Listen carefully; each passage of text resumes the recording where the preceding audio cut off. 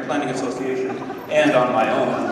And what I found is that Oregon has this larger-than-life reputation, a reputation for livability, scenic grandeur, and for being weird, it's not just Portland, and for being a living laboratory for so many things. And I'm honored to have the opportunity to tell you a story about one of our great experiments, a story complete with history, drama, challenges, and a happy ending, but unfortunately, no sex. So let's go back in time, as far as we know. And you can see that it's way back Wednesday. And we're going to go back beyond the 90s, the 80s, the 70s. Let's just keep on going to the first part of our story, to a paradise on Earth, a new territory somewhere north of California, the land on the other side of the rainbow. It was billed as the Promised Land, capturing the attention of our young nation. And so to Oregon they came, traveling incredible distances and enduring unimaginable hardships in search of opportunity and a new life. Some came for fortune, for the gold to be found in the West. Some came for their fortune in timber, a limitless resource with some of the largest trees on Earth. And some came for their fortune, or at least a living, from the resources of the land, blessed by temperate climate, rich soils, and abundant rain. And others came for a new start, for a future, creating new communities in this land of opportunity called Oregon. But human beings, being, well, human, we tend to take advantage of a good thing. And all too often we tend to think in terms of, well, if something's good, more is better. We loved Oregon, sometimes to a fault. We loved our beaches, and everyone wanted to own a piece. We loved our rivers and our waterways, and not always because of their beauty, because the solution to pollution is dilution, and our solution began to show a bit of a downside. We loved our trees and our rich farmlands, the source of building materials, our food, our incomes, and we were selling these products all around the world, but if some was good, then more must be better, and the cost of our practices began to take a toll on our quality of life. Now humans are mobile and we needed to get around. We needed to get around in a hurry. We had lots of nice flat land that was well suited for roadways, and where there were roadways, there were crossroads, and where there were crossroads, there was development. And if some was good, then more must be better, and growth begat still more growth. Forests were being scraped, our farmlands were being paved over and developed, and Oregon began having some of the same problems that other parts of the country were having as a result of unchecked growth.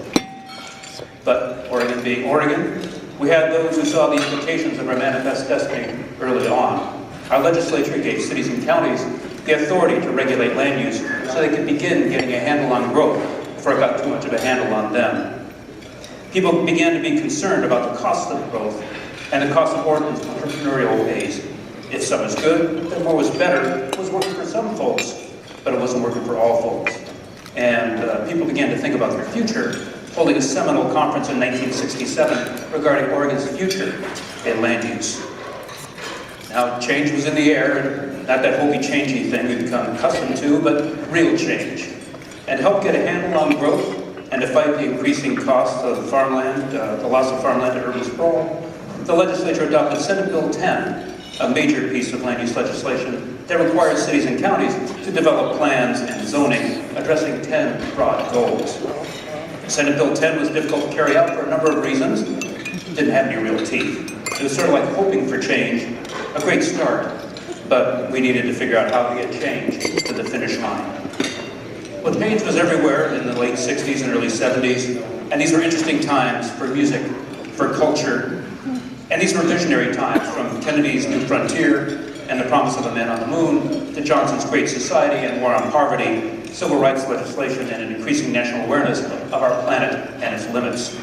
These are also frightening times, from war and violence in the jungles of Vietnam to the college campuses of America's homeland in Heartland. These were trying political times, locally, nationally, and all over the world. But here in Oregon, we were again seizing change and ahead of the times in our living laboratory. Our beach bill became the model for the nation, making the beaches a place for all the people, not just a privileged few. We also passed the landmark bottle bill, helping to ensure a cleaner Oregon, providing a financial incentive for doing so. And Oregon was also looking ahead in the area of land use as well, commissioning a major study by architect Lawrence Halpern to imagine the future land use in the Willamette Valley and the implications of different growth scenarios. The study envisioned a built-out and paved over Willamette Valley, a continuous megalopolis of development from Portland to Eugene, destroying one of the agricultural breadbaskets of America. And the study got people thinking, got people talking, and then somebody flipped the switch on the issue of land use.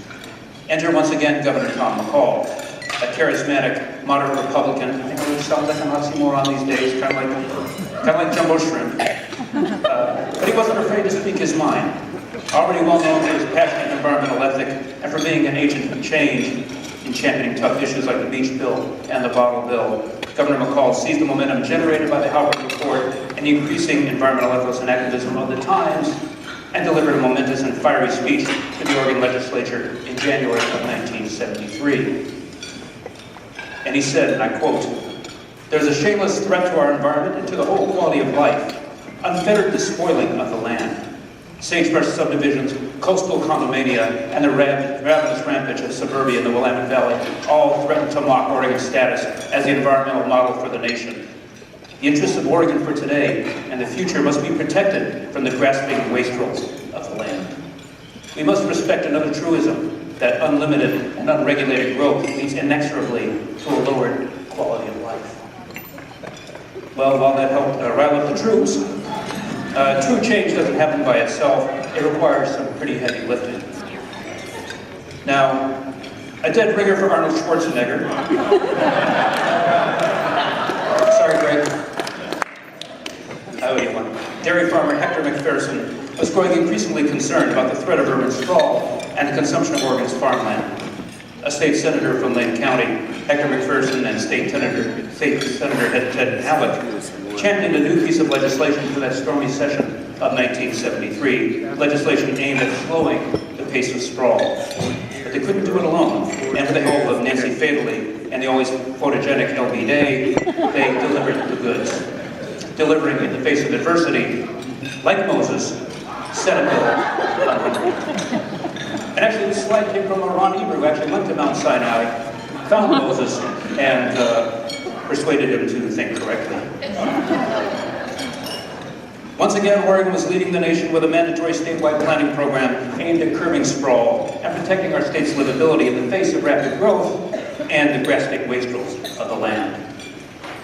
Now, Senate Bill 100 not only required comprehensive planning, it created an infrastructure to carry it out, a new decision-making body, the Land Conservation and Development Commission, and a new Department of Land Conservation and Development.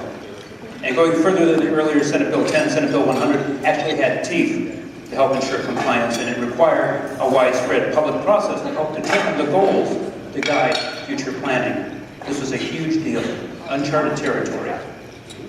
And at the helm of the ship, navigating uncharted waters, was the first director of this new department, Arnold Kogan, who can be seen here rocking a subdued plaid suit. Looking good, Arnold.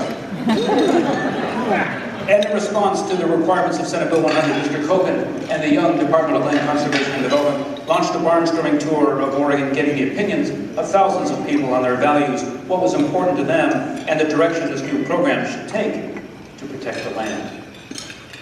Now, the results of this barnstorming tour, the first 14 goals adopted by the new commission in 1974, and then quickly followed by the Willamette River Greenway goal and coastal goals by the end of 1976. This was one hell of a task, but the department and commission couldn't do it alone. They had the help of a whole lot of friends. And you might recognize Henry Richmond, a younger and bearded Dick Benner in the middle, and an even more bearded dude, current Metro Councilor Bob Stacy.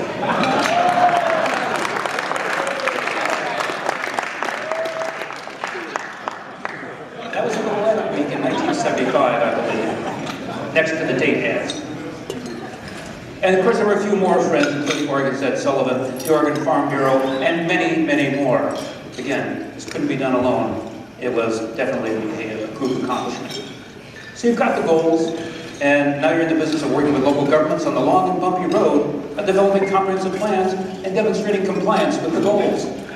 As the new governor, Nicotia, came in and told us to stop being nitpickers, and that substantial compliance would do just fine. Now, making progress on this road to compliance requires superpowers, stamina, brains, and a sense of humor. And ladies and gentlemen, I give you the staff of the Department of Land Conservation and Development.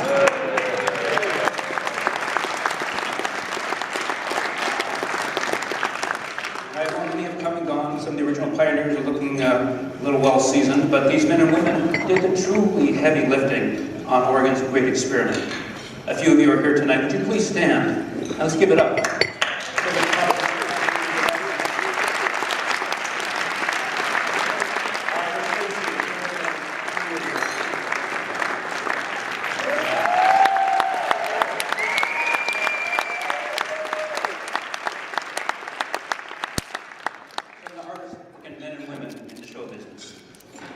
But despite the difficulty, the challenges, and the name-calling, the first comprehensive plans were acknowledged as being compliant with Oregon statewide planning goals. But even as the program was getting its legs, even as local governments and DLCD were getting it figured out, there were many challenges along the way. There were the ballot box efforts to kill the program. 3 times the program was challenged at the polls by those trying to abolish the program, and 3 times they failed. Oregonians saw the value of the program, even though they might have a problem with aspects of it. Then there were the ballot measures looking to fundamentally change the program by those wanting to see property owners compensated for any loss of property value as a result of these plans and land use actions. And while the first was passed and then overturned by the courts, the second one, Measure 37, passed as well, and then was subsequently fixed before too much damage could be done. Now there were challenges to the program posed by those who were just plain, well, some folks just didn't like it, each expressing their concerns in their own unique fashion. And there were challenges for those seeking to gauge the system to achieve what they perceived to be a higher objective. And finally, there were the challenges posed by those who just plain didn't get it. But that's a lot of challenge to have to go through over the past 40 years. And when you stop and think of what this program has achieved for the people of Oregon, the successful use of urban growth boundaries to protect resource lands, the mandate for public involvement in developing these plans, the coordination of agencies to their outcome. Amazing accomplishments. Every one of Oregon's 242 cities and 36 counties has a plan that complies with statewide planning goals. And perhaps last but not least, the establishment of a culture of planning in Oregon, because failing to plan is indeed planning to fail. It's a big deal, folks. It's really huge. And those of you here tonight who had a role in developing the program, in refining the program, or preparing a comprehensive plan that complies with the program, you deserve a big round of applause.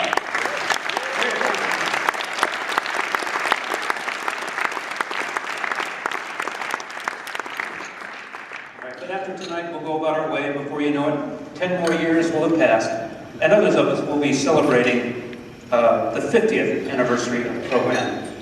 The question I'll leave with you is, what shape will our legacy be in? Recent polls show that an increasing number of Oregonians don't know about the program, nor of the history leading up to its creation in 1973. If we're to maintain the legacy for future generations, we need to be educators regarding the value of planning. We have to be willing to revisit the program, and we have to learn from our experiences to keep the program relevant to where we are today. And finally, we need to make sure we have champions for good planning at all levels.